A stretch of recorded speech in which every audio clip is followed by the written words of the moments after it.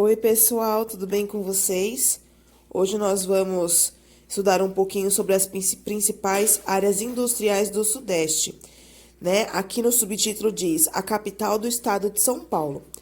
Então, nós estudamos que o Porto de Santos é um dos maiores pontos de exportação, né? Até hoje, ele ainda exporta muita coisa, né? Muita coisa chega no Brasil e muita coisa sai através do Porto de Santos.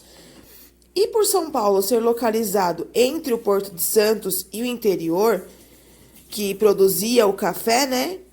Então, essas condições aumentaram o desenvolvimento da cidade, né? E o desenvolvimento da indústria na cidade. E com isso, São Paulo cresceu e se transformou muito, né? Ele cresceu demais. E aí ele começou a atrair indústrias. Algumas dessas indústrias começaram a se espalhar pelas cidades vizinhas e que também cresceram e se uniram à capital, né, formando a Grande São Paulo. Vocês já ouviram dizer da Grande São Paulo? São cidades dentro do estado de São Paulo, mas fora da capital. Ela reúne 39 municípios vizinhos à capital. E esses municípios estão em um grande processo de fusão física e econômica. A maioria da economia está localizada nesses municípios. Vocês podem ver logo depois, no mapa que a professora vai colocar para vocês, a divisão dessa Grande São Paulo, né? Da migração das indústrias e da população para o interior.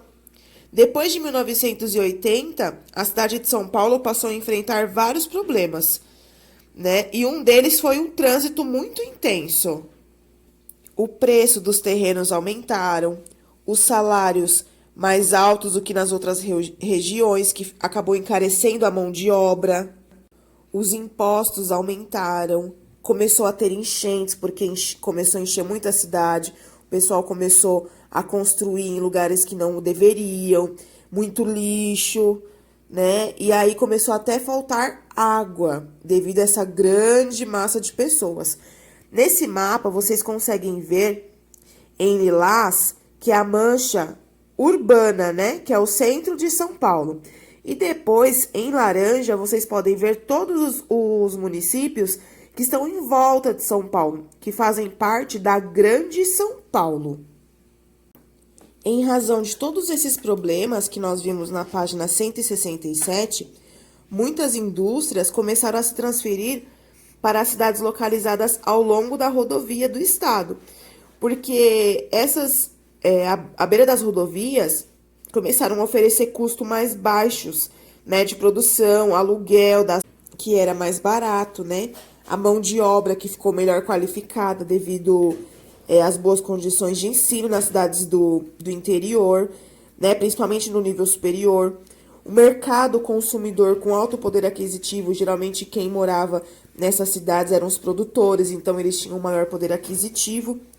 E aí, enquanto o estado de São Paulo, o município de São Paulo perdia as indústrias, as cidades do interior cresciam cada vez mais.